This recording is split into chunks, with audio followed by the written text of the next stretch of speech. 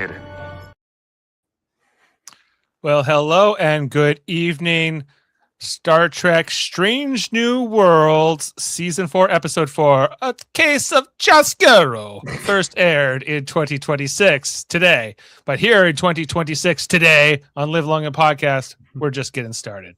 Whether you're joining us live on YouTube, Twitch, or Facebook, or catching the audio version wherever you get your podcast, our mission to watch every episode of Strange New Worlds continues. This is your captain speaking. I am your host, Dave Mader. And we have a top tier panel to break this moody genre bending adventure down.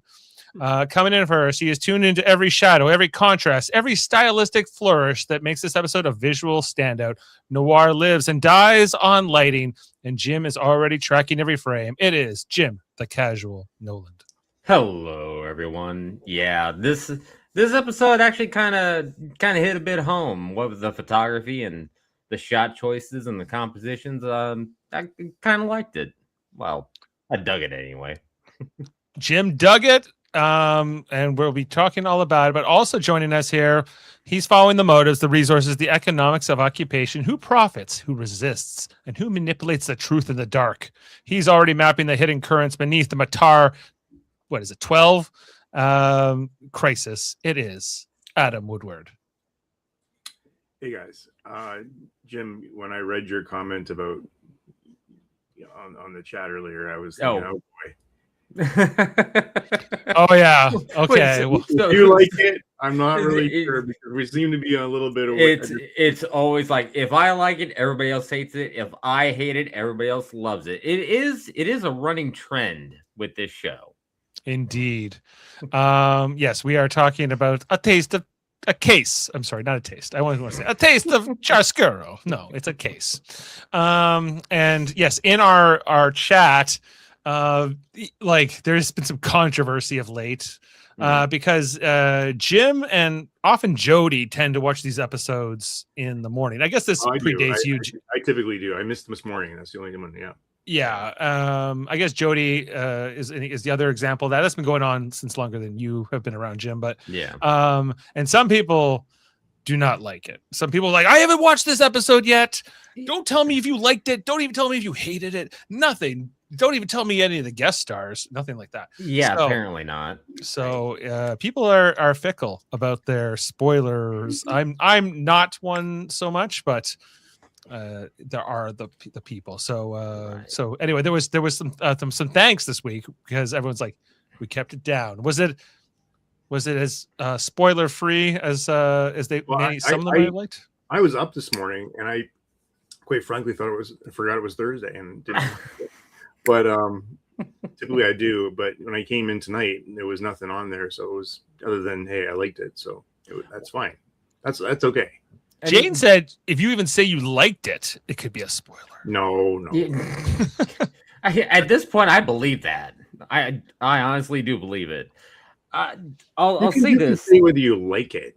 Yeah, I would hope so. I mean, I was half expecting to get my ass reamed because of it, but when it comes to this episode, it's kind of like the grading on a curve because it's no secret I did not enjoy one damn bit the last two episodes. This one brought it back up just a little bit. Not quite what the first episode was, but it's trending upwards again, which is kind of ironic because as I was flipping through YouTube randomly today, every other reviewer that I kind of tend to like agree with, they fucking hated this one. Like, I think a lot of the quotes I was seeing was like, it's become what was it? Like sketch Trek or Quark Trek. Like they're just throwing out random ass ideas and making it Star Trek, and they are really starting to give up on it. At least I'm still trying to give it a chance. I disagree. I would say this episode was very, like, the pace was very slow, very original series slow. Yeah. But there was some really good parts of it. You had to, but man, it didn't feel like a quick episode to me. Yeah. Okay. And so, just to set the stage here, this is the 34th episode overall of Star Trek: Strange New Worlds, the fourth one this season. Came out today, August 13th, 2026. Written by Skylar Oeda and Dana Horgan, and directed by Mira Menon. And in this one, the Enterprise sends Una, Mbenga, and Uhura to quietly retrieve a malfunctioning probe, only for radiation from the local star to render the entire world in stark black and white. Not even just the planet, but the entire. No. Neat idea. That right there is kind of cool. I like Yeah. that was great. And I like the fact that they explained it in universe as to why things were black and white, not just that the photographer or the director wanted to shoot the episode in black and white. There's an actual in-world explanation. So credit where credit is due. Yeah. Hey, Sam. Well, hey, Sam. Glad to have you with us. Yeah. So spoilers from this point on, we will be talking all about this episode. And yeah, so a Klingon D7 cruiser is present. This landing party runs into Core. You know him? Yeah, that kind of threw me for a loop. John Kalikos, yeah. Great Canadian actor who played the original Core. It's the same actor? No, John Kalikos, long dead now. Oh, okay. But I guess the actor they had for play Core in this episode, I don't have his name in front of me, but I thought he was actually quite compelling. Yeah, he was good. Yeah, really interesting energy to him in this episode. So and his performance was very interesting. So all that, and Uhura and the whole, I guess, like the alien planet, and finding a way to insert this genre, because they went full film noir for this episode. Even the scenes that are only on the Enterprise are in black and white. Yeah. And so it's monochrome the entire episode until the very, very final shot, except for like the credits. The opening sequence was not made black and white. They kept that in color. Well, except for like one shot where the Enterprise was like flying above a cityscape. You see like the searchlights. That was in black and white, which I couldn't remember if that's what was shown in previous sequences. Me either. I don't remember that, but maybe it was. So Una gets mistaken for this alien, this native of this planet. At first a collaborator with the Klingons, but actually also a resistance leader. So she's kind of playing both sides, and she not only looks identical to this person, but sounds identical to this person. Yeah. So, convenient. Uhura gets arrested and interrogated by Core with this like mind scanner thing. And Benga's present also in this episode. He doesn't do a lot, but he has some interesting conversations. But he's not. He doesn't have much to do. He's there for someone to talk to, I think, a lot of the times. I think he's there to kind of explain like the position of the resistance, because of course there's a resistance against the Klingons, and he kind of like divulges the tips and tricks that he learned when he was fighting the Klingons back in the war, like because he has that one line about the little radio transmitter chime thing that apparently Klingons can't hear certain sound frequencies, which I didn't know that was a thing, but apparently it is. Their hearing, I know that Cardassians their hearing is not as good as humans, but I didn't know about Klingons. I'm pretty sure that's what Mbenga says, because it's halfway through or so, and they're in the bar, and that weird machine that looks like a xylophone attached to a motor starts going off, and that weird chime goes off, and Una says something and like it's like off key or something, and Mbenga says it's set at a frequency that Klingons just can't hear, like dog whistles.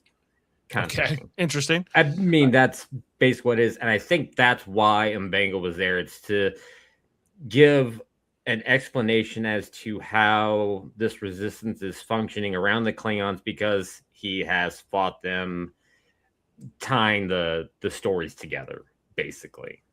Yeah.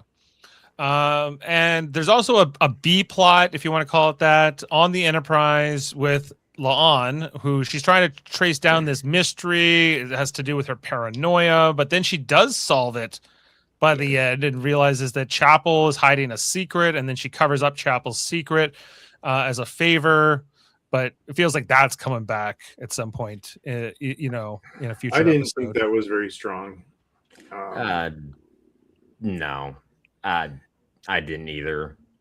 And we'll Dave, get the guy who played the Klingon, his name is Demore Barnes. He's a Toronto native. He's done a lot of TV work over the years.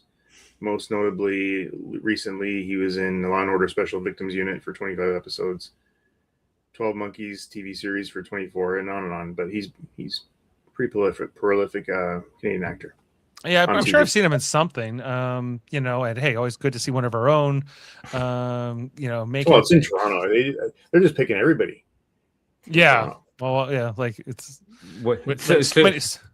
You're telling me the director just leans out the window of the studio like, "Hey, anybody want to be in Star Trek?" And just almost a bunch of Canadians show up. All the agents in Toronto and saying, you know, bring your guys forward. Pretty much any actor, based in Toronto, is been on one of these Star Trek shows. It feels like, or The Boys, over the last few years. It's like you know, Doctor Who in England. Everybody's been on that too. Yeah, everybody has been on Doctor Who. Yeah. Okay, so just with setting all the stage, like Adam, did you enjoy the episode overall? Like, what was your feeling on it? No, but I did like parts of it. Mm-hmm. Like I was getting really actually quite tired of it. About two-thirds through. I was compelled through the first, I think third. It was interesting. And where did it lose you? It started. I want to say when Uhura was captured. Okay. Yeah. For me, it's like it's almost the part after that for me, where it's like everything kind of wraps up in this story a little too fast, a little too neatly for me, because like they let Uhura go, and that feels so easy, even though she kind of gives herself away by saying she grew up in this forest with green trees, which nobody on this planet would say that, but Kor apparently accepts this answer that she gives, despite the fact that he has a mind scanner and also tricorders, presumably, and he could just scan her to realize she's human and not Mataran. But I don't know. I would agree with that. I think that, you know, the whole choice of the away team was weird here, aside from Una, because that makes sense. Well, but this is the other thing. What was the original mission? Go get a probe, and bring an engineer with you. Like that seems like an obvious away team member you would need for a probe retrieval. Yeah, maybe a science officer who potentially knows more about probes, maybe. But you know, like Spock could go on the mission, I guess, or Scotty, or both, or take both of them.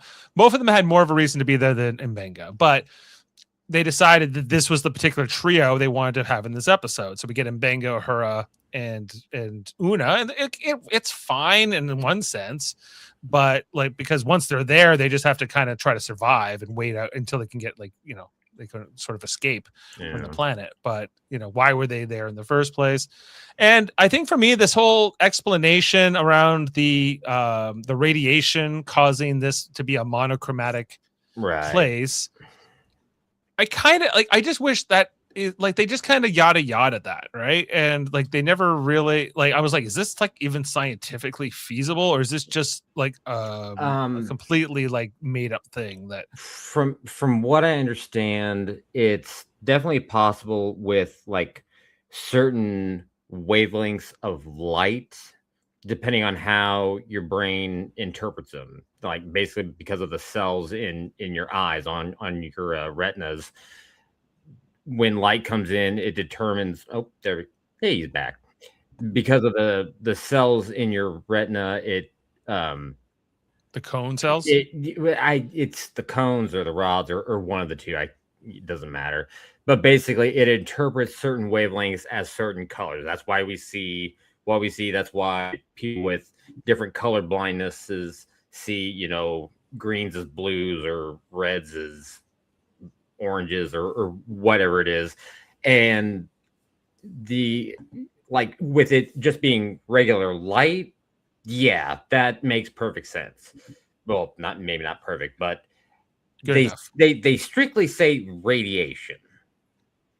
They say And like there's this like star black system body radiation or something. There's some kind of phenomenon that causes this. It's pretty unique Right. to this part of space, which is all fine, I guess. I can get on board with a lot of that, but like at the end where she like as they leave that area, she goes back to color, right? Yeah. And then I'm like, then why wasn't every scene on the Enterprise in color? If like leaving this area gets you back to like color, then technically like they didn't want to flip between black and white and color between the two places. Maybe what happened was when the editor was putting it together in their program, he put the black and white filter over everything and forgot to chop out the sections aboard the Enterprise, and it just came too close to time to send it off, and he said, screw it. And that was it.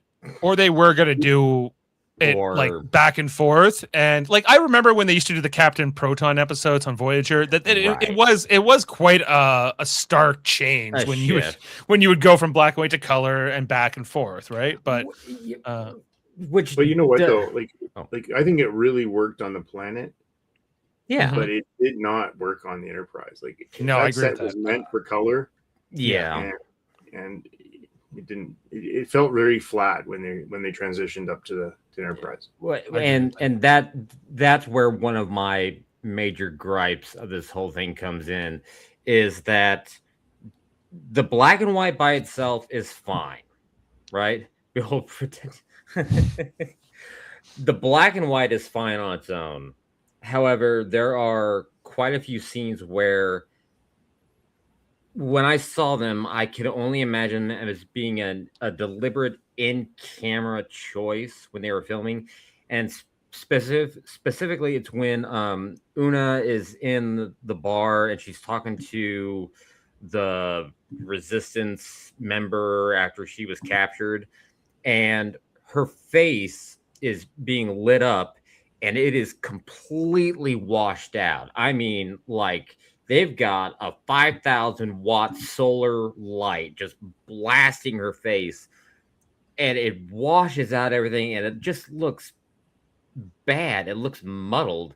And the only way I could picture that, because if it was an After Effect, that's an odd choice. So it would have wow. Yeah. Yeah. But it means that somebody running the camera had to crank that iris open on the camera to let as much light in to wash out Una's face. And then they did it at the same time when they were back on the Enterprise. I'm waiting for it to happen. I'm just counting it down until it happens to me. Just waiting for it to happen. I can't do it. You have to do it yourself. Oh, okay. Well, I'll work on that here in a second. But it happens again when they're talking with Pike about the missing data or whatever, and the light's coming through the windows and everything's just washed out. That annoyed the crap out of me, and it made me think the Voyager episodes were shot so much better in black and white. Yeah, like it was great when they did it on the show. Like I've never been a fan of black and white, with some exceptions, but generally speaking, it's not my favorite medium. But if the story's really good and it fits, I love the movie Sin City. I think the film Clerks works in black and white. Yeah. There are things I accept in black and white, but generally speaking, I'm like, if you can do color, just do color, But anyway, I get it. For one episode, it's whatever. Yeah. Okay, before we can move into screenshots, we have one more final important discussion point that I think needs to be touched upon, because this is not the first time we see Klingons in Strange New Worlds, right? But this is definitely a Klingon who has a name, Kor. We know this Klingon, and we have a new actor, whatever, but he's portrayed as having ridges. When John Kalikos played him on original series, he did not. Now, this in Enterprise, Adam, they set up that, the flathead Klingons, they had the augment virus and then they lost it, and eventually we know that Kor does have ridges because he has them by the time Deep Space Nine comes along. So there was always this idea that they cured the virus or they did some kind of cosmetic surgery, but it seems like Strange New Worlds has decided that we're doing away with all that, and we're just saying every Klingon has ridges like TNG style. And are you okay with this? The only thing I'm not okay with Klingons is what they did in Discovery. So I'm fine that they did this. Like, you know, it wasn't over the top or anything. I think that he was convincing. But you would take the Blingons from the J.J. Abrams Star Trek movies with the piercings throughout the ridges. I'm okay with those because at least they still look like they have ridges. Like, even though the piercings is weird and that's not something we normally see, but I could buy that. Like, Kronos is a whole planet, and there could be somewhere on Kronos that people like to pierce the ridges, I guess. So I can accept that. You know, that they have different cultures within. Well, didn't they do that in Undiscovered Country too with oh my gosh, Christopher Plummer? Well, he didn't have any piercings per se, but he had like he had the eye patch. Yeah. I'm sorry, but I think for some reason I thought he did. Okay. Maybe the daughter of the didn't he have earrings or something though? I don't think he did. But I don't remember. Okay. But yes, my preferred version of the Klingons is the TNG style, like, which is basically what we get in this episode. So I'm not complaining, but I'm just like, is there not continuity anymore? Like, did we not establish that Klingons were flat-ridged, or at least some Klingons were flat foreheaded and didn't have the Klingon look at this particular time? Has there been any other like prequel era show that has had the Klingons have the flat foreheads besides Enterprise? Because there hasn't, has there? Only Enterprise and original series, and they did reference it in Deep Space Nine. Like, right, the reference. But I mean, like, on camera, full on appearance besides those shows. No, they haven't. Is it just one of those things where we're just kind of like, I mean, I guess quoting Worf, just kind of sweeping it under the rug. We don't talk about it because we didn't have the budget back then.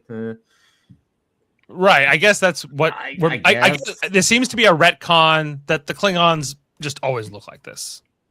Yeah. And any, like, the original series, you know, just let that go.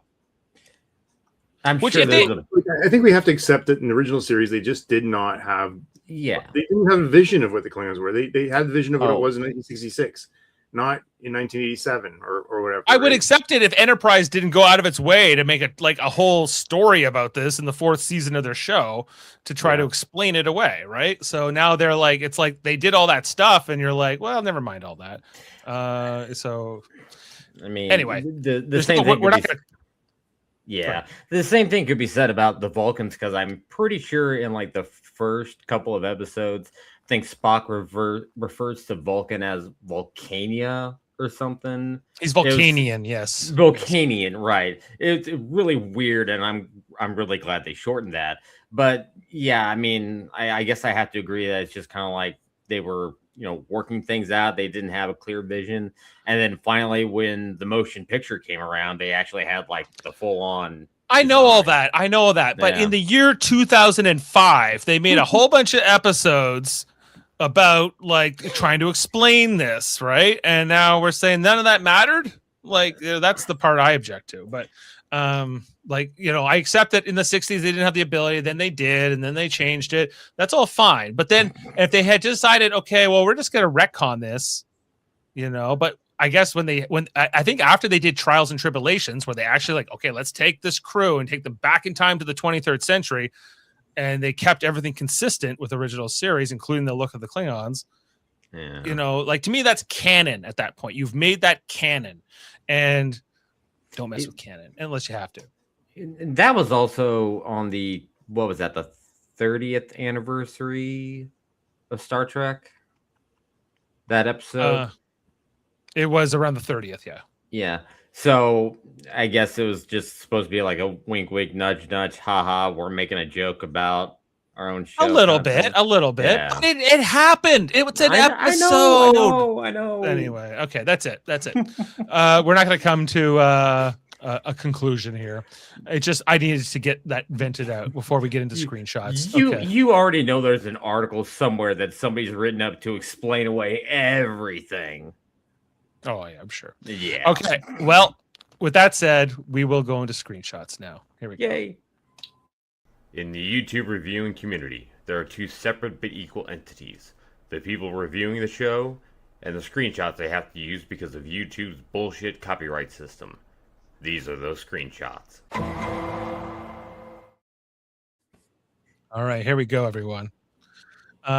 So we start off here with the Enterprise sending the shuttle. We get the Commander Una Chin Riley's log. Explain the situation that a Federation probe drifted into Klingon territory, a planet that is occupied by the Klingons, known as Batar 12. And they're going to head over because if the Enterprise itself tried to cross this border, it would be a big, huge red flag. But a shuttle can kind of go in more subtly. So they're headed that way to try to retrieve it. This is also an unusual part of space, we're told. This is why everything's monochromatic. And Dr. Mbenga, with his whispering way, explains it a little bit, that there's radiation that removes the ability to see the color spectrum effectively. Yeah. In this part of space. So they're heading in and looking for it. What happens here then? Uhura is like, she's trying to read the readout on the sensors, but she can't really discern what it is because they're usually like color coded. Right.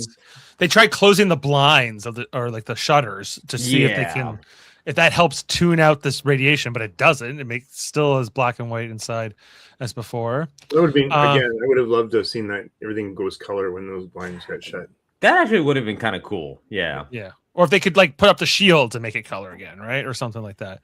So there's also a quick conversation here with Mbenga and Una where he congratulates Una on her recent promotion to commander. It's also in her log. She mentions I'm newly promoted to commander from lieutenant commander.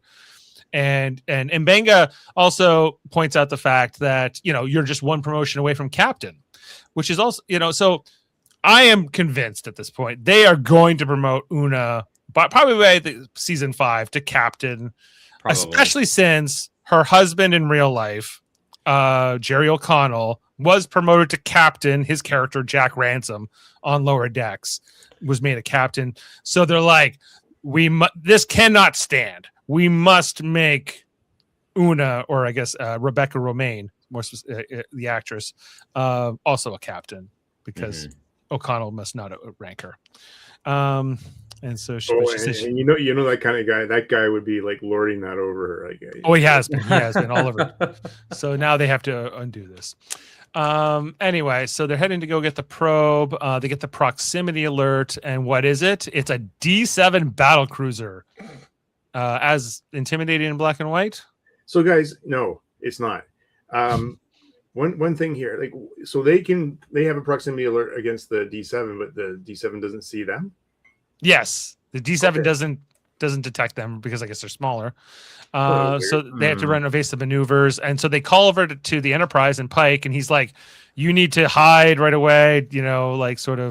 Disavow everything and get onto the planet until we can get you out of there." Why did the question from the chat? Why did the universal translator stop working for the Klingon dialect? Not clear. Did they say that? Well, there's just even when they're on the planet, what language are they speaking? Are they speaking Talon? Right?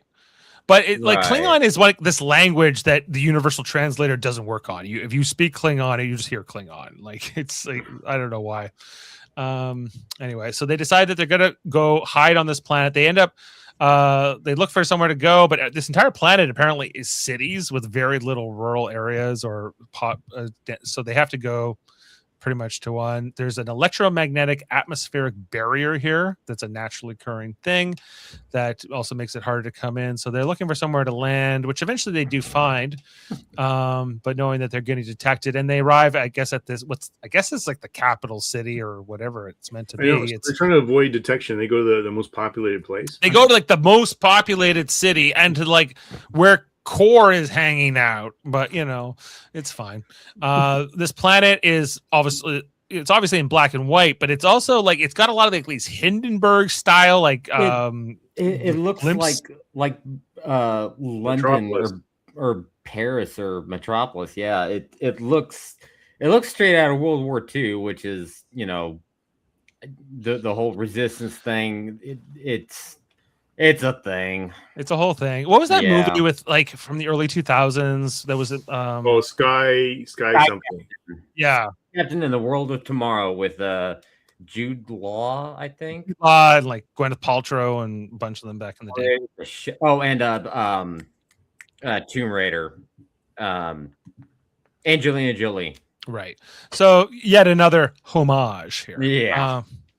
Anyway, they complete the landing. They decide that they're going to hide the shuttle and get like civilian clothing and try to blend in while they hide, because they don't want to stay here. They know that they were detected, but they don't think that they could detect who landed. So they don't know. There's no reason for the Klingons or the Metallans to believe that there's any Starfleet here right now. So they make their way into this populated city that looks like Gotham City, I guess, from like the 1940s pulp things, and they eventually make their way down this street. They got their slick jackets and fedoras to go around. Noticing that the Klingons are here. There's collaborators. There's a lot of the politics of that in place as the Klingons are subjugating these people. Very subtle with the armbands, by the way. Very subtle. Yeah, you said 1940s. I guess, yeah, like 1930s or 40s is definitely like the era they're going for here. Are these fedoras pretentious? Perhaps.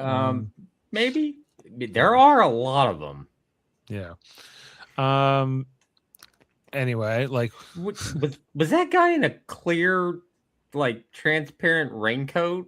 Oh no, it's just wet. Never mind. Okay, it's white and wet. I guess it's white and wet. Okay, I can colorize it later to figure it out. But, anyway, so they run into this other guy. His name is, it's something like Stamper or something, and he's one of the collaborator guys. He immediately recognizes Una and pegs her as being this resistance leader named Yvette, right? Navette. Yeah. Navette. What are you doing here? Da da da da da. But they his seem to recognize. His name is Roman, by the way. Roman. That's it. Okay, you were close. Yeah, Roman pegs her, and now this is like the teaser for the episode. Who are you? Are you Navette? So then we get our credits, as we mentioned, we're in color. And then after credits, we come back to exactly where we left off, where she's being mistaken for this native Navette person. So they decide to go along with it. Because they don't have a lot of other options, and they think they can maybe get some more information here. But so she, I don't know, she falls well, I'd say, into like this pretending she's a gangster role, which is kind of what she's going for in this part. They head into this bar lounge where everyone's getting the drinks. There's the piano playing. There's cigarettes. Like, it's just Earth in 1940s. Like, nothing else to really say about it. Does this fall under the category of like completely random alien planet just happens to be a lot like a previous period on Earth? That's kind of weird, right? Yeah, guys? But you remember, like, there was like original series episodes where it just happens to be the 1920s gangsters, or it just happens to be ancient Rome. Those episodes, though, like, I did like those. Yeah, or it just happens to be Nazis on this planet, or just whatever, right? So they've done it all. So I guess they're in the spirit of that. This fits, I guess. At least it's more explainable and acceptable than the one on Enterprise where there was a planet in like the Expanse that had like the Western town or something. In the Expanse? Yeah. Oh yes, that was one of the worst episodes ever. Well, of course you would say that, but that's why every episode of Firefly paints him. Right? Yeah, exactly. I'll tell you what episode that was in a minute. Just okay. Anyway, so here in the bar, there's this woman who's like a member of the resistance and she's being interrogated. And Una comes in, still playing this part of being the collaborator. So she says, let me come in here and interrogate her myself. And takes over while Uhura and Mbenga make their way to the bar. And Uhura is very nervous about this whole undercover operation and pretending, she feels like they're putting themselves more at risk. But Mbenga talks her through it and says, you got to follow her lead and trust her as the commander of the mission. It's not the first time she's pretended to be somebody else. And he kind of coaches Uhura on the art of infiltration and fitting in and all these kinds of things, like even his alias, like using his real first name, but as a fake last name based on something he would remember, and kind of helping her to learn those kinds of tricks, while Roman is kind of not too far down the bar, kind of keeping tabs on them. These 3 new strangers that have come in. Anyway, then back on the Enterprise, also in black and white, they have retrieved. This isn't the probe itself, is it? Yeah, that's the probe. Then what was the shuttle doing? Tagging it.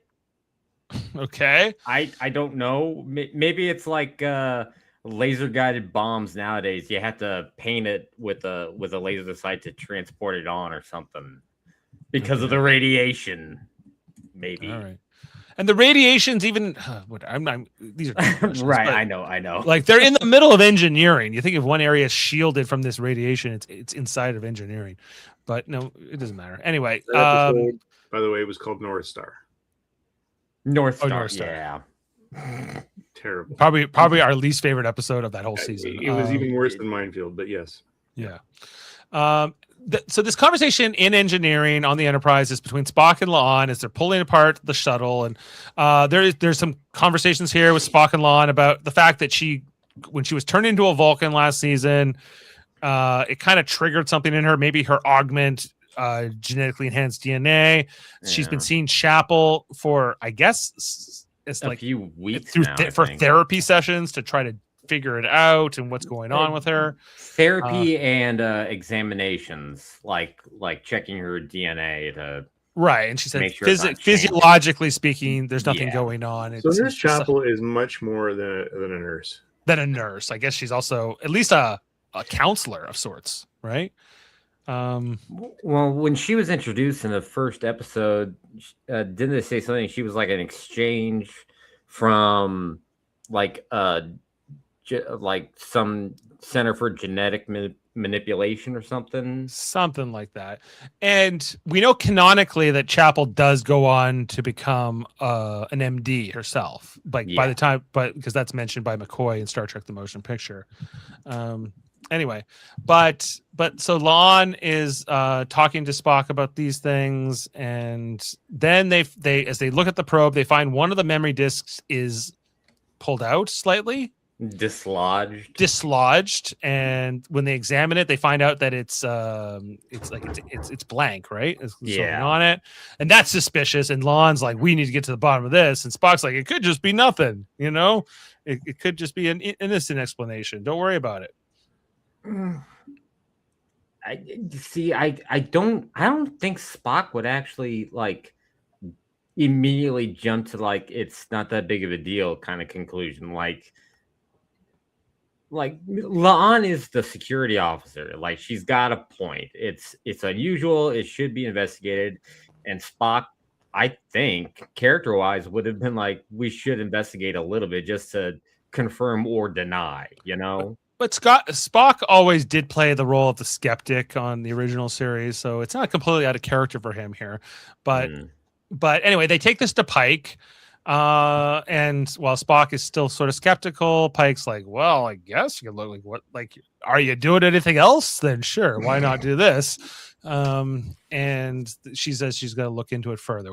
Do an investigation. So she gets authorization to do that. But even Pike's like, I don't know what the hell you're talking about. A loose disc? Who cares? What does that mean? Turns out that La'an's instincts are correct, just not in the way she thinks. But anyway. Back to this planet. as Una continues this interrogation in quotes, but she's really just trying to get information from this resistance person, and the resistance person knows her. She knows Navette is not just a collaborator, but also a member of the resistance. In fact, the leader of the resistance. And that is kind of revealed, at least subtly, in this conversation here. And as Una, playing the part of Navette, is trying to get this information, the infiltrator says, "No, you told me that that if I remember under duress like this, I have to prove your test." And she ends up taking a suicide pill, which I guess was in her tooth or something. And she just cracks her tooth and boom, and then she's like foaming from the mouth a moment later. I guess before that happens, we do get Core. Core comes into the room for the first time, and we get introduced to Core. Okay, Core. I love the fucking the whole getup with like the coat and everything else. The robes. I think for a Klingon like Core, not to have a beard, I thought was an interesting choice. Like he's like normally all Klingon. Oh yeah, good point.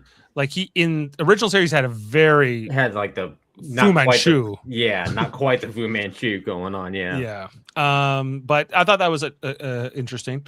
If you remember in Discovery, Adam, we met Call, who we know is from the House of Core. How Call KOL is related to Core KOR, unclear.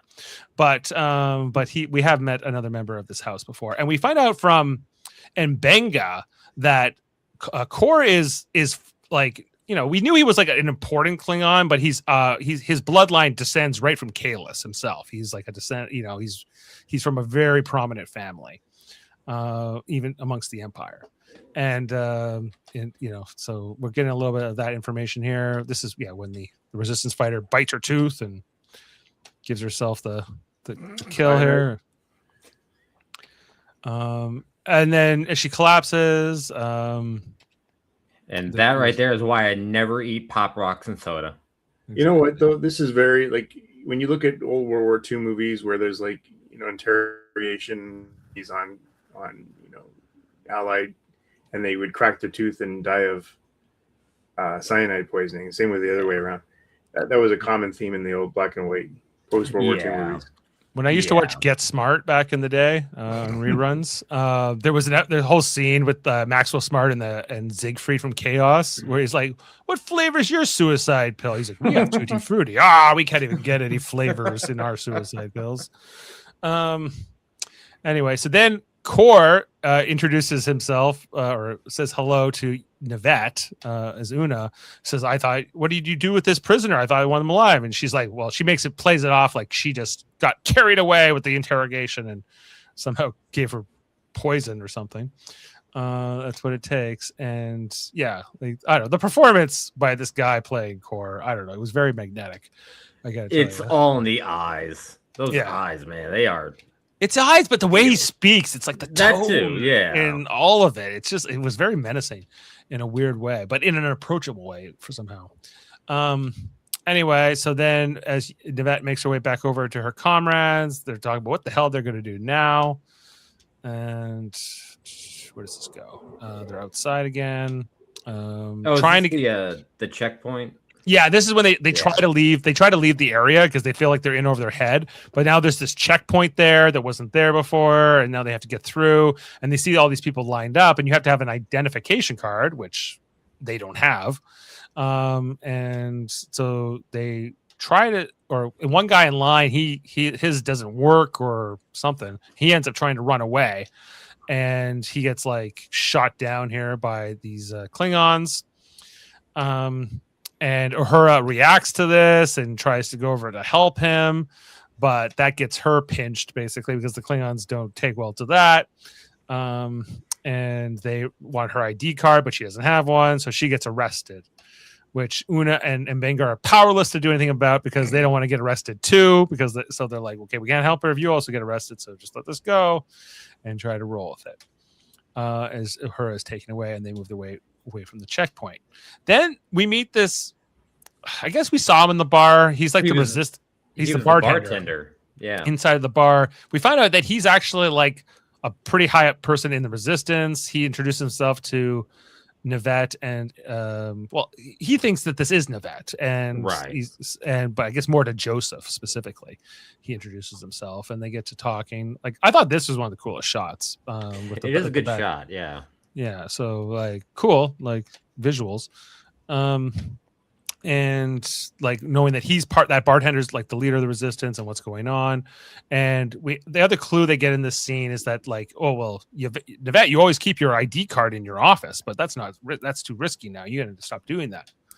So we also get the interrogation scene, or the first of a few interrogation scenes with Uhura and Kor, where Kor is trying to find out who she is, and that she's thinking she's a member of the Resistance, which she denies, which is true. She's not a member of the Resistance, but she is not who she appears to be.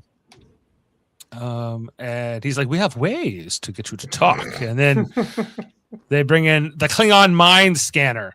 Now, what the mind scanner does exactly, I'm not entirely clear.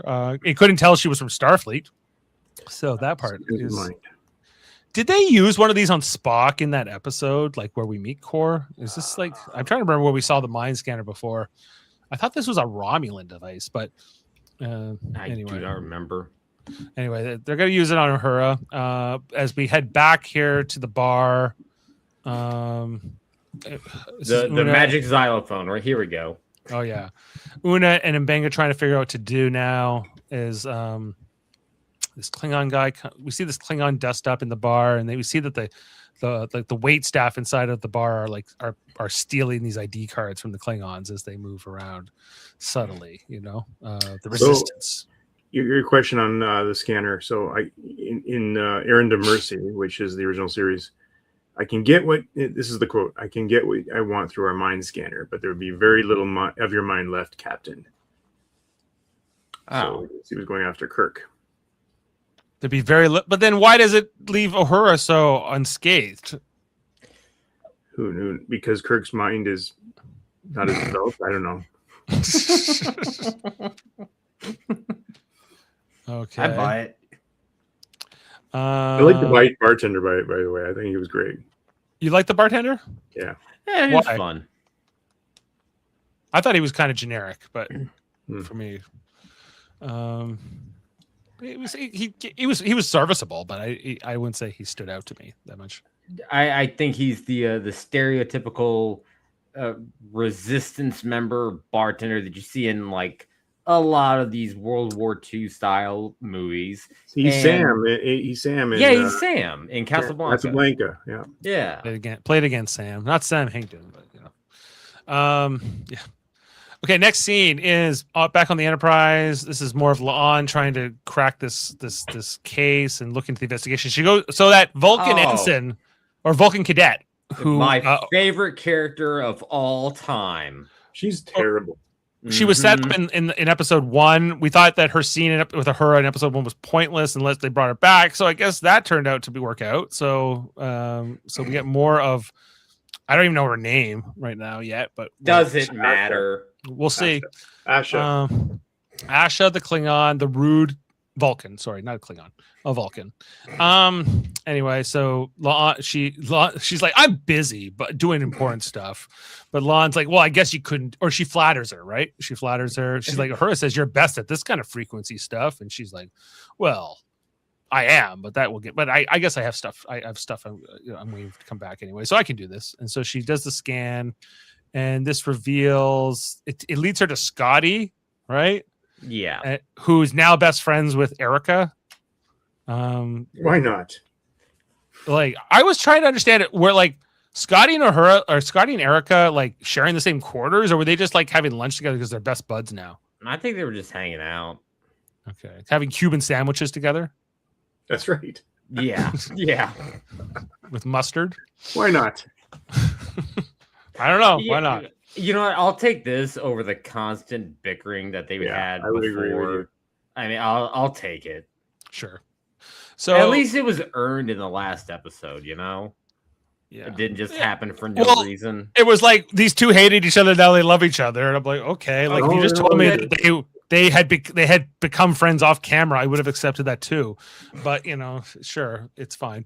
And so this thing that led La'an to Scotty turns out to be something else entirely. He was trying to set up something to help the away team at the right moment. From what I understand, because of like the position of the planets, the radiation, and yada yada yada, they were trying to track where the Klingon cruiser was. So I guess Scotty and Erica figured out a way to like ping it with a signal, and so they had this like intermittent connection with the cruiser to locate it, to like track it. Like a sonar type kind of deal. I think it was something like it was something like that. He was working on a completely other thing than what La'an was investigating. Right.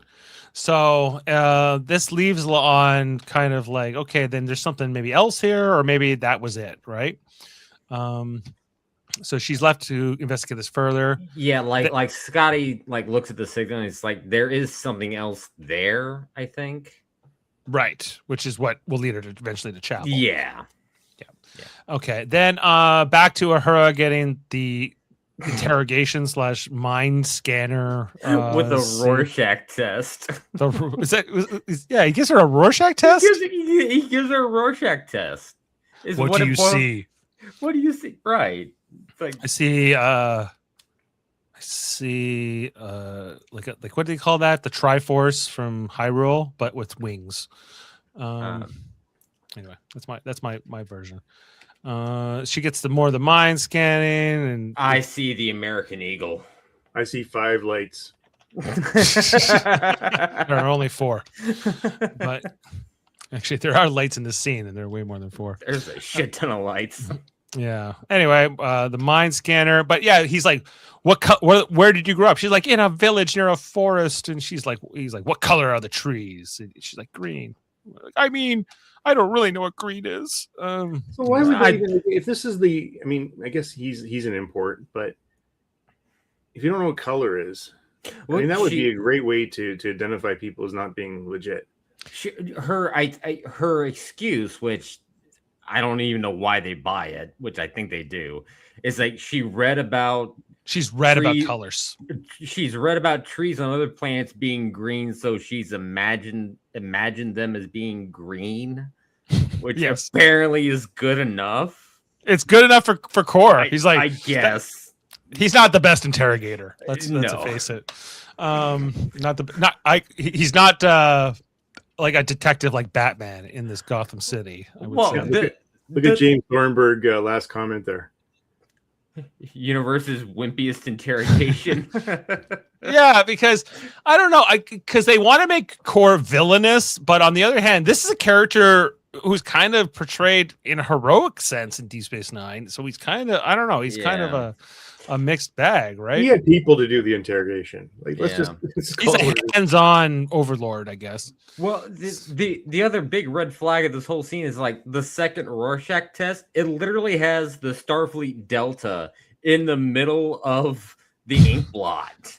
Like, do you see a Starfleet? Yeah, and she's like, no, I've read Starfleet. Sorry.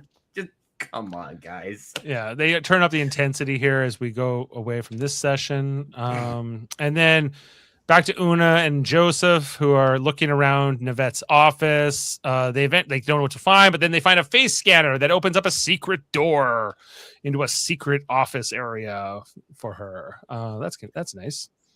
Because of course. And inside of that, they find a few things, including some of her documents about what their plans were around the EMP. Is this meant to be Klingon or their native language? I think it's the native language. I think it's the native language, and she found the plans for the Klingons were going to like screw up the atmosphere so that any ships trying to enter in outside of this one specific area would like vaporize or blow up or whatever. And then their counter plan to stop it is this EMP bomb. Right. I guess we're jumping ahead a bit here, but yeah, the initial pad a little bit. That's okay. Yeah, because they find this one picture here, which is the bartender guy and his daughter. and presumably his wife. But we see Nivette, who is a dead ringer. You could almost say she's a real dead ringer. She it basically looks like exactly like Una. Is actually played by Rebecca Romaine as well, if you can believe it. And they said this thing about there's this throwaway line about the doppelgangers from Mbenga, right? He's like, in this vast universe, it's amazing. We don't all run into our doppelgangers all the time. I'm like, is this something we're gonna be doing more of? Like, where you just happen to walk down a street and everybody knows who you are, and have the same personality and the same mannerisms and everything. Like even identical twins, you could probably tell, like who would even be trying to fool you. But anyway, this is a probability kind of argument, so it's hard to go against. So they're getting a sense here. They find this memory key, right? And they look more inside of it. I think this is where they find the blueprints to this munitions place, which is part of what we saw Core interrogating Uhura about. But we also get this visual of okay, this is what what's this place called? Metalis or Italian? Berlin. Just call it Berlin. It's Berlin. Then before the Klingons came, it didn't have blue skies, but it had nice daytime skies. And then the Klingons came, and I guess did the Klingons bring the blimps? I was a little clear about that part. And then it got more I guess gothic, if you will. And then the darkness came. Yeah, but we also know this planet has this electromagnetic field that is that they figure out that they're going to use to basically make it impossible to enter the planet from space or to go into space from the planet. That will affect. There will only be some kind of portal, teleportation portal that the Klingons can only use. But there's this device, this EMP, that they want to use to prevent that, which I guess is what this little stick thing is that we're going to see at the end. So they're trying to figure that out, but they're still trying to find what happened to the real Nivette. They find her key card, but where did she go? Until they finally find this chamber in this back room, and when they open it up, they find gasp.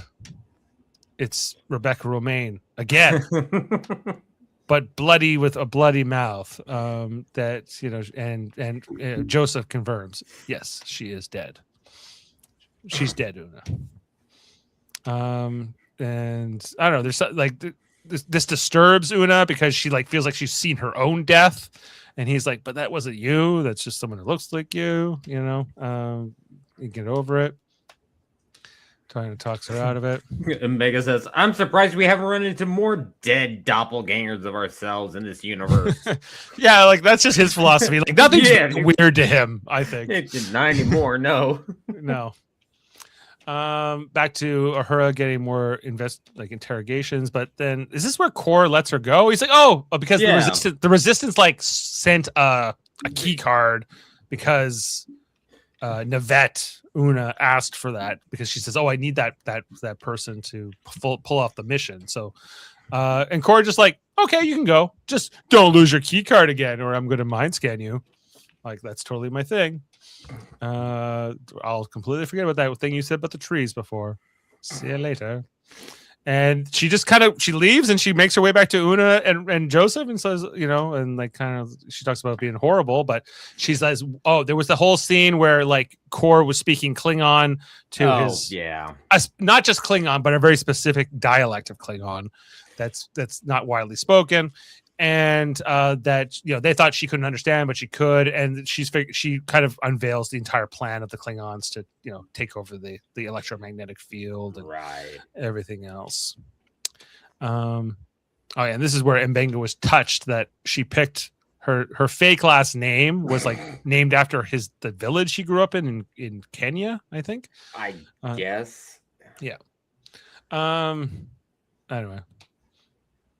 So then there's a scene here in the bar where the music's playing. Is this the whole frequency thing? I didn't understand. Okay, I didn't understand this scene because the Klingons came in singing. Yeah, they come in singing, but then like the bar people, they start like singing their own song, or they start tapping the tables and playing their own music, and this seems to drive Core nuts. Well, they don't get sing their song, I guess. They were singing like their Klingon drinking song, and and he shuts the piano, and I didn't get this scene. I just didn't get it. Like what was going on with it. Okay, either the people were banging their fists in accordance with the Klingon singing.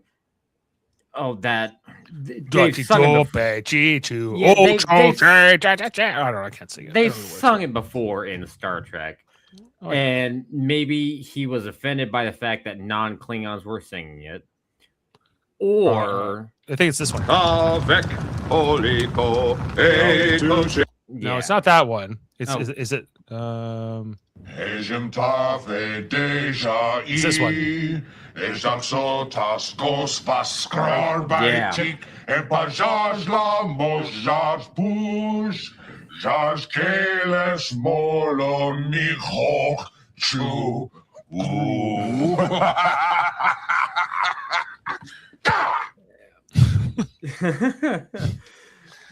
It was either he was offended by non-Klingon singing it, or if we're going with like the whole French resistance plot kind of thing, Casablanca, maybe they were singing like a local planet song to the Metallans or Metallises or whatever they are.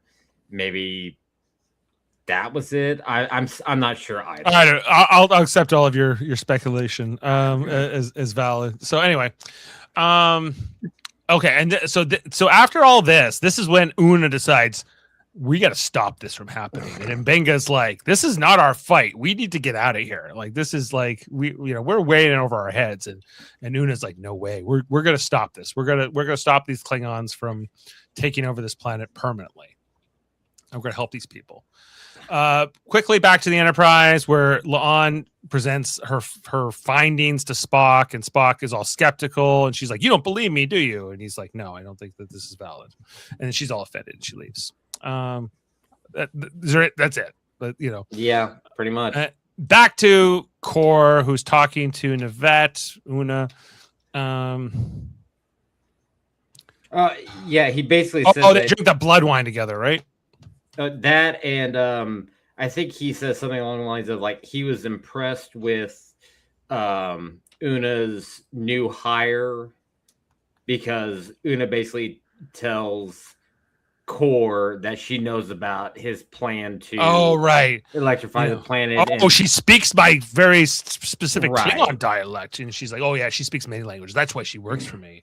And he's all impressed with Nivette. He's like, you should have been Klingon. It's unfortunate you were born into this inferior alien species, but your soul is Klingon, blah blah blah. James made a comment about a scene from Casablanca. Now I have to watch Casablanca again. I can't remember it.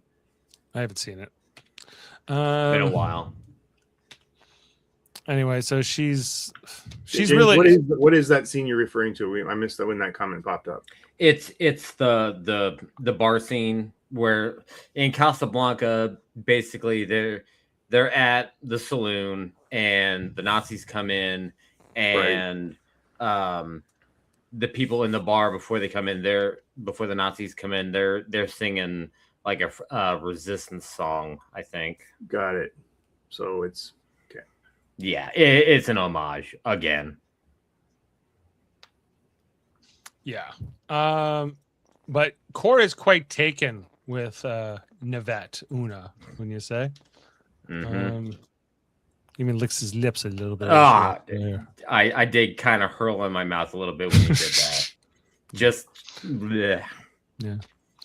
Anyway, so we're heading. So there's this, the scene where like they're zooming in, right? And this is where they're breaking into the facility because she's going to stop this. And then we got back here with they're trying to help her get through the blueprint so she can basically launch this EMP.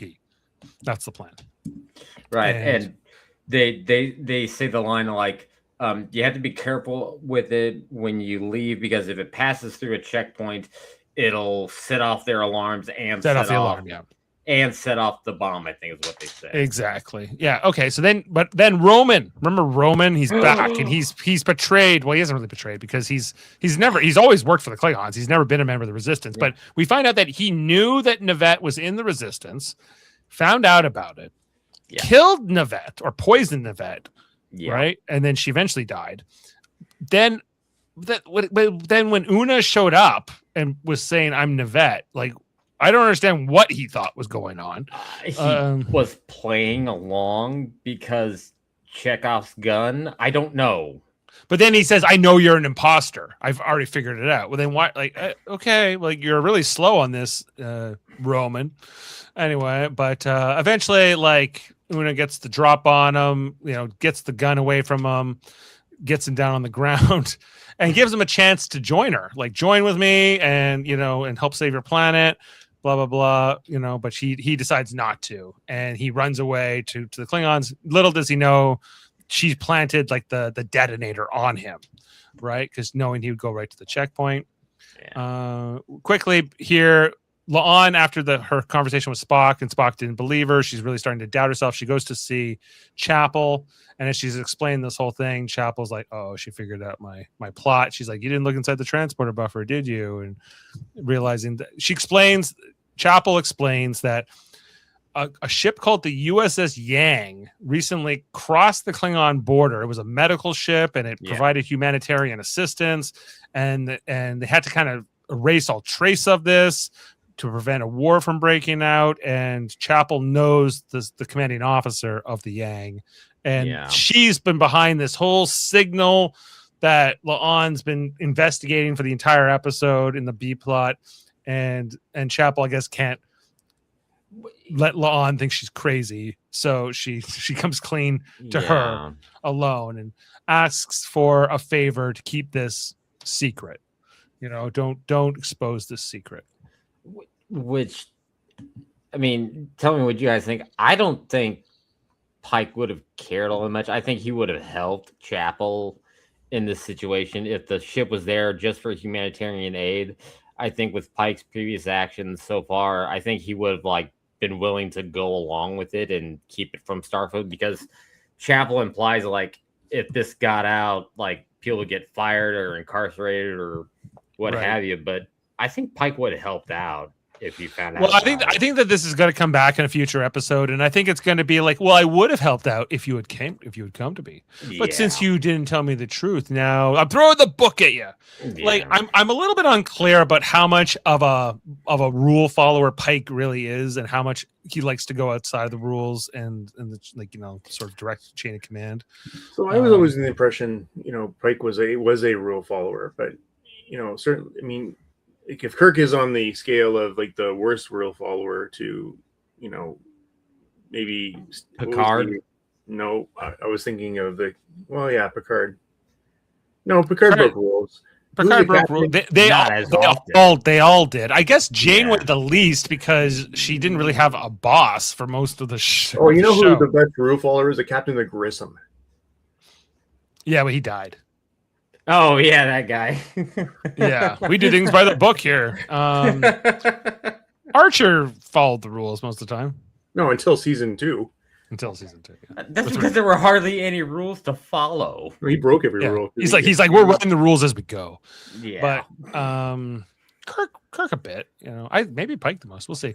Anyway, then this is where Roman tries to run through the checkpoint, and he's trying to go tell Kor the secret, and then but back in the bar, Una's looking all confident because she knows what's about to happen.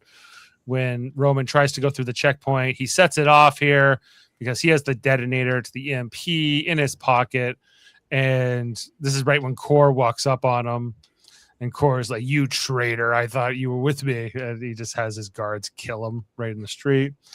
But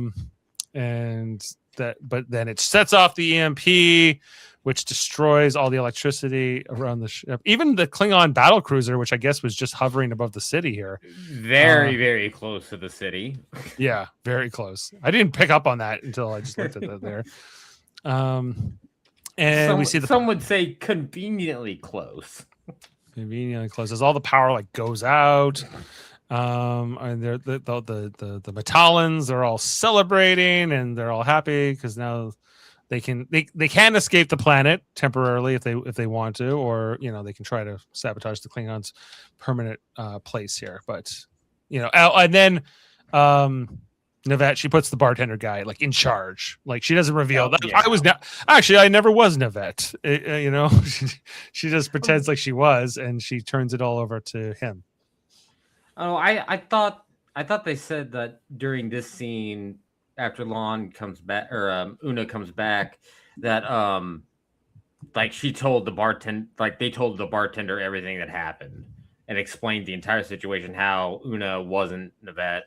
I thought that they had like cleared that all up. I don't know, Jim. Like, I know. Sometimes there's like a throwaway line that I'm supposed to like know explains these things, but like they don't spend a lot of time on it. A good question here from James. He says, "Why was the shuttle not screwed up by the EMP?" It's hardened. Out of range. Out of range, maybe. The shuttle is hardened against the EMP. That's what I'm gonna go with that. But not the Klingon battlecruiser? No. Okay. So maybe EMP was more like an egg oval shaped and went straight up further than out. I don't fucking know. I don't fucking know. It doesn't make sense. I'm with Jim. The other James. I'm with James on this. Anyway. So then this is where Lon talks to Pike and she's like, yeah, nothing to see here. It was all nothing. And he's like, if you want to tell me stuff, you can, like I'm approachable. You can come to me. She's like, oh, no, sir. It's all good. No, nothing to see here. And she walks away. I want to tell my captain that I might be messed up as security officer. Yeah. And I'm hiding something from you, Captain. Can you tell? Yeah. Sorry. Yeah. You didn't stab another person, did you? Not today. Okay, good. Anyway, so then we'll see if this comes back in a future episode. And then finally, Una, Mbenga, and Uhura make their way out of the planet. They are flying home in their shuttle. There's a whole conversation. It's a fairly lengthy conversation here with Joseph and Una, where Joseph talks about, things he's done in the war, like in the past. And because she's kind of talking about what she did here. And I don't know. Did you follow this story? I need to start watching this show with subtitles on, I think, because Mbenga literally whispers every line. Yeah, it's a little quiet. But he said like the peril of a healer is you have to go in and like save people. But then I also happen to be like this special ops black ghost guy who kills people all the time.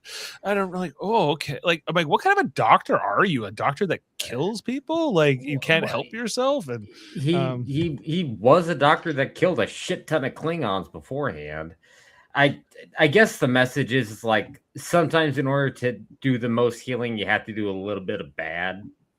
I guess it boils down I guess so. Did she do the right thing here? And which of course she did. She defeated the Klingon Nazis. Come on. Yeah, Klingons being Nazis, not cool. Yeah.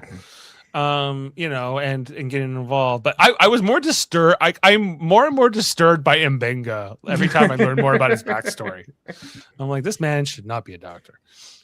Or maybe not even in Starfleet. Unless he's in Black Ops or something, or he's just Well, he did take the equivalent of space bath salts and fuck up a bunch of people. So true.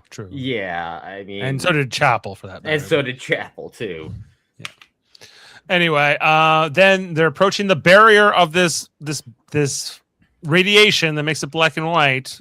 And as they come out here, we get the final shots of Una transitioning back into color as the episode ends. And that's it. We finally get a color shot. Sorry, it took a while to get through it, guys, but here we go. Adam, do you have any special trivia for us that we can get into? Okay, let's hear it right after this.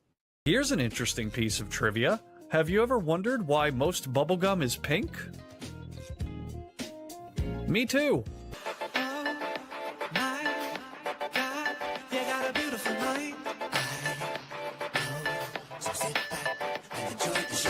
Well, all right, you're up, Adam. You always mute yourself, but it's okay. Why is this muted every time I come out of this? Okay. No. So, Dave, please say the title of this episode again because I love the way you were saying it at the beginning. A Case of Chiaroscuro. Okay, so what does this mean? It means it's an episode built around contrast, visually, morally, and narratively, and obviously the interplay of light and shadow. Jim, happy with that? Absolutely. That was a banger. Yes. Okay, let's talk about some interesting fun facts. The episode wasn't actually filmed in black and white. Even though the final product is in monochrome, the episode was shot in full color, including the AR wall environments and costumes. The production team designed every color choice to specifically for how it would be translated into black and white contrast when it was converted. Well, they didn't do that on the Enterprise. No, they didn't do that. It looked flat. The cinematographer had been lobbying for a noir episode for years. Director of photography Glenn Keenan repeatedly has showrunners let him do a shoot on black and white episode for years. Season 4 finally gave him that chance, and the team built a story around it so he could fulfill his ambition. Okay, you're done. You're done. He's had his choice. He's done now. You got your black and white episode. It's over. You know what? Speaking of that, since the episode came out in color, I'm going to get out of the color as well. Go back into color. No, I can't do it. I couldn't find the option to switch over, so there we go. Yeah, I'm good. All right. Where was I here? Apple TV accidentally released the episode early with a typo. The Apple TV episode dropped on July 30th, 2 weeks ahead of schedule. Even misspelled the title, omitting the first R in say it again, Dave. Well, without the R? No, it's okay. Chiaroscuro. Here we go, Chiaroscuro. The noir aesthetic was justified with an in-universe technobabble.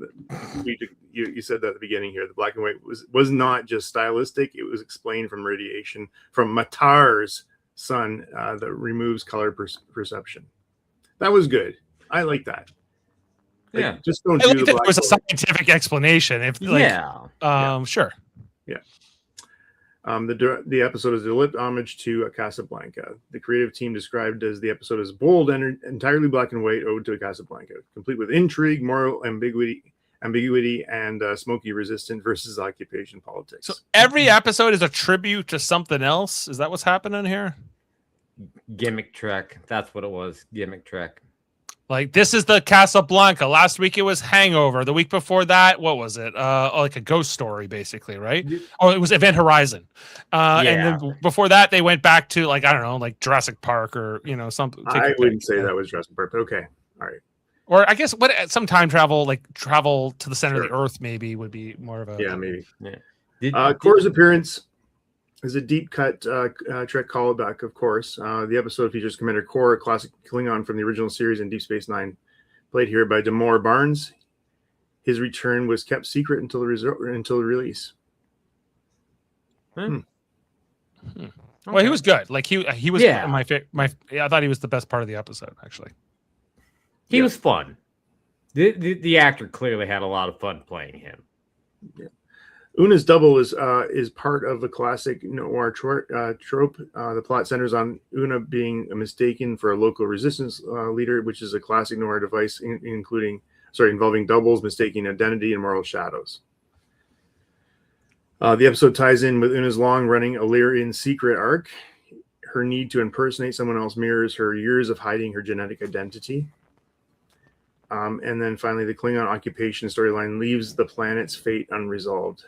The ending deliberately avoids closure, leaving Matar future under the Klingon rule unknown, which is another noir type thing where things are just not resolved. The Klingons probably just left them alone. Yeah, and plus, weren't there a shit ton of ships that were leaving the planet after the EMP bomb? So yeah, there was at least a bunch of refugees who seemed to get out. Yeah, like, obviously, I don't think the entire population got out. Like, I mean, no, not the entire population, but it seemed like clearly on their way to It doesn't matter. It doesn't matter. Or Mataran. Yeah. Yeah. I'm just going to say here. Oh, sorry. This is talking about the explanation of why it became black and white. They also say they call out here it also calls out episodes like the Tholian Web where there's an alteration of appearances. And then Una's doppelganger continues Strek's long tradition of doubles. And again, when you think of all the mirror stuff, the enemy and second chances. So I guess there's some callbacks there. And that's where I know him from. Where? Sorry. So Damore Barnes, who played Core, he was also on the show Supernatural. Right. Oh. And he played the Raphael, the Archangel. Yeah. Okay. Yeah, I was like, I know this actor. Where do I know him from? Yeah. He was also on the cast of Street Sense on White TV for all the Canadians out there who are millennials, I guess, only because. And one more thing here. I don't know that show. This is just my own comment. To see Una finally have a really good episode for her, where she's not singing, is I think it was a good episode for her. Yeah, because it's always she's always like the last name in the credits is and Rebecca Romaine, right? So she's like a lot of the episodes she's barely in them, So they gave her quite a bit more. But when she's on she plays a very one-sided, one-dimensional first officer role, and when she breaks out like last week, it's because she's doing something that she doesn't crazy or she's she's wild. But here she got like a legit episode where she's in command. It's her decisions, her agency, and she has to live with the results. Correct me if I'm wrong, but I think the last Una centered episode would have been at trial. Yeah, at Astra, episode 2 in season 2, right? That's in season 2. That aired back in 2023. Yeah. And there really hasn't been another Una episode since. No, I don't mind her. It was a good episode for her. Yeah, she's always been a good strong member of the cast. She was already established famous before she was even on this show, she can carry it. It's pretty amazing that with such an established career behind her, she is not pushed aside, but certainly not a major player. They don't use her as much as you would think. Yeah, that's how I sometimes feel with it. But they gave her, at least in this one, they gave her more. Let me ask you this: if this episode had been in color and it hadn't been film noir, if it had been basically the same storyline where she goes down to a planet and she has to help the planet, would this episode be as good? Yes, I think so. I would have liked to seen the costuming in color on that planet. Yeah, I think it would have been interesting to see that. I would have liked because the costuming was great. Even if the planet had none of the Art Deco, none of that 1940s aesthetic, if it just been some random alien planet that they have to kind of hide in, this was fun, but it was kind of the storyline. That's not what I like about it. I don't like. I don't think they needed to do that, but they needed to satisfy this, cinematographer, I guess. Yeah, I guess. Or I'm gonna quit. Yeah. Okay, go ahead. Me personally, I do like the World War II resistance film noir type films. I enjoy those. So for me, it was a nice little kind of callback, even though the other callback episodes have really bugged me. This one, I liked it. If it had been in color and they got rid of, the stylization of the world, but they kept the same plot, almost beat for beat plot, yeah, I'd say I'd probably still enjoy it just as much. Yeah. I think that's a fair statement. I think it's fair too. Okay, well, Adam, do you have any more for us? No, I didn't wrap it up. Let's go to ratings. Let's go to ratings. Okay, let's go to ratings, everyone, and bring this in. One second, I'm gonna get full screen on this one. Change screen. Okay. A Case of Chiaroscuro. Let's put the rating on it. I'm Italian. Chiaroscuro. You do it so much better than me, Jim. Chiaroscuro. Chiaroscuro. How about you, Adam? Can you do it? I'm not doing it. Okay. Ratings for this episode. I'm going to give it.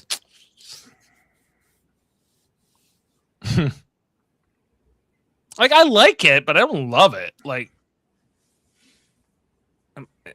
I feel like 7 is where I'm at. Adam. 6.5. See, I was going to get up a 6.5, and then I wanted to be generous. Jim. You know what? Even I have to admit I've been a bit of a Debbie Downer for the past couple episodes. So I will be generous because I enjoyed this episode for what it was. I will say 7.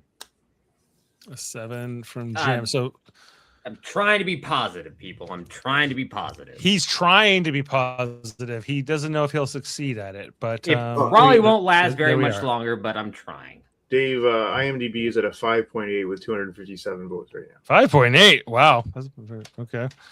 Okay. So we are averaging. I'll check last week's. See if it updated. Yeah, we are averaging a 6.8 between the three of us tonight. James in the chat gave it a 5. Wow. Stargazer's got a good question too. Like this season? So his question is: so is this season considered Star Trek level story concepts or gimmick Trek? Well, maybe. Like, God, that's kind of a loaded question, isn't it? well, we'll see how the rest of the season plays out. But if every episode is some kind of reference to or a remake of something else, the next one's the puppet episode. The next one is the puppet one. So that's concerning. And I love the Muppets. Like, I don't hate any puppets by any means, but yeah. James says contrived. Well, maybe. I will say, you guys remember how much I loved the first episode. I thought it was a great first. You all gave 10s. Kicker. We pretty much everybody gave 10. I think you're the only descending vote. Me and Shaggy. And Shaggy. But the other 2 episodes, yeah, gimmicky. This one, it is gimmicky, but I did enjoy it. But I mean, you know, call a spade a spade. It is a gimmick episode. I'm not minding this. I mean, clearly I'm not. I gave 10s to everything except this episode, but I've enjoyed it. I really have enjoyed it, even if it's remakes of whatever. Like, they've been good. They've entertained me. They've made me laugh. Even this episode, I gave it 6.5. I still liked it. It's just slow. I guess it depends on how much you value originality. Yeah, well, you know what? It's getting hard. Like, they've been now at this. How many years have we been doing shows? Like, since the post Enterprise. Discovery. Hold on. Let me count this. Discovery, Picard, Strange New Worlds, Lower Decks, Academy, Prodigy. That's at least 6. Am I forgetting anything else? We're not counting short treks, right? I guess no, but then you have will be 7 if you have short treks in there. The stupidest movie ever. 31. Yeah, but you know what? I think it's like, I think we're coming to the conclusion here, guys. That, and we've talked around this, but it's time for a break. Yeah, I think we mentioned it. I think I mentioned it last time that it after season 5 ends, we should just let it breathe for a bit. Give it a few years, like wait until, what was it? 29 would be like appropriate because it was 30 years since the motion picture came out or something. Like, give it time to get the right people in here, because yeah, it was the last episode because there were rumors that Paramount was riding on the success of the next movie if it actually happens. If it's a success or not, if Star Trek continues on, and if, like, even if the script doesn't go well, they're just gonna nix it for a while and just put it on ice until somebody else comes along that's not Kurtzman. I mean, Yeah. Jim, you've missed in previous seasons and whatnot. We've talked about like coming out of Next Gen, Deep Space Nine, Enterprise, Voyager. When Enterprise was canceled, I was like, okay, I'm okay with that because it was just so much. Like we had done, 15 years of it. Yeah, and plus, right about the same time that Enterprise stopped, 6 and 30. Nemesis had been out for a couple of years before Nemesis Enterprise came out in ended. 2002. So yeah, like 2 years before Enterprise ended, right? But when you get a pause like that, it makes you miss Yeah. you miss it. You miss it even more, and like you're watching reruns and you're doing all this other stuff. Right. But And maybe what happened was that pause, like the people wanting it back, got the want for it to come back overshadowed people planning it out correctly. And I don't say that because when they started with Discovery the first back in, I guess. Discovery's the first, yeah.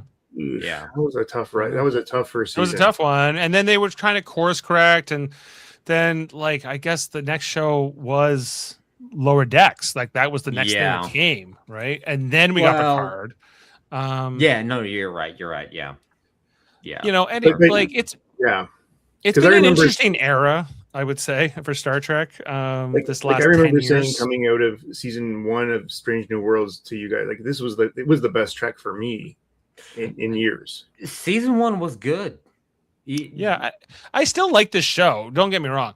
It's just but all of these shows put together and this whole last 10 years of Star Trek, I'm just kind of like for a sports analogy, as a fan of my team, sometimes we just need a new coach. We need a new GM. Let's get someone new in there, see what they do with it.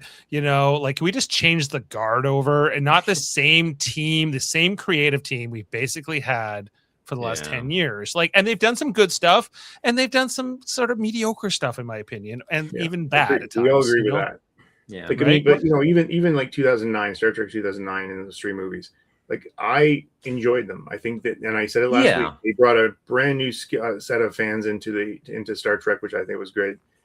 They don't need a pause.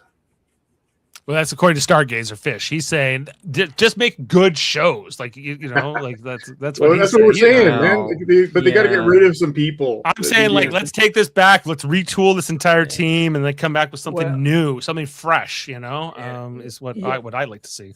On this whole line, I did have a realization last night because I was skimming through Paramount, and there's a show on there, a TV series called Limitless. It's based on the movie with Bradley Cooper, right?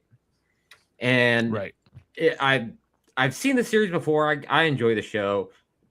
Every episode's kind of like a little homage. Like they do a Ferris Bueller's homage episode in it, right? And then there's one that's like a superhero stylized type of episode. And I didn't put 2 and 2 together until I paid attention to the credits. And Alex Kurtzman is one of the showrunners for that series. And then all of a sudden, all these lines started connecting.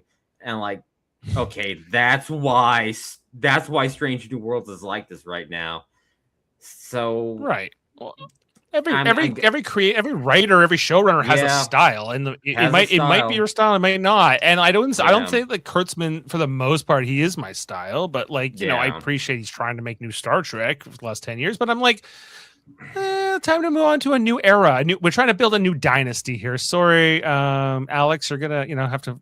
He's made so much money. He'll be fine. So. It will be all right. So anyway, that's sort of my take on it. Looking ahead, yes, we've already mentioned it is the puppet episode next time. So it is called Level 5 Transporter Accident. Oh, Jody's head is going to explode with this episode. A bizarre transporter, a transporter malfunction turns most of the Enterprise crew into puppets, leaving Spock alone to fight and reclaim the ship. Okay. That sounds like a great concept. Wait, okay. Fight? He's got to fight puppets? He's got to fight the puppets. This is going to be good. If they do it well, and guys, if we just settle down and watch the episode. No. Oh, I'll watch it. I had I gotta send you guys a clip. Have you ever seen the YouTube film Our RoboCop remake? No. No. Okay, it's like 25 different YouTube content creators. They all get together and they were each given a scene from the original RoboCop movie, and they redid it like in their own style. And the scene where Ed 209 comes into the conference room, they've got this guy dressed up in like a cardboard Ed 209 suit, and there's little puppets running around. And the guy that gets shot, the model, it's a puppet, and the guns keep going, and like fluff and cotton is flying all over the place. I want to see that happen in this episode. I want to see cotton and fluff just flying all over the place, making it PG bloody. I want to see that now. I'm excited for this episode.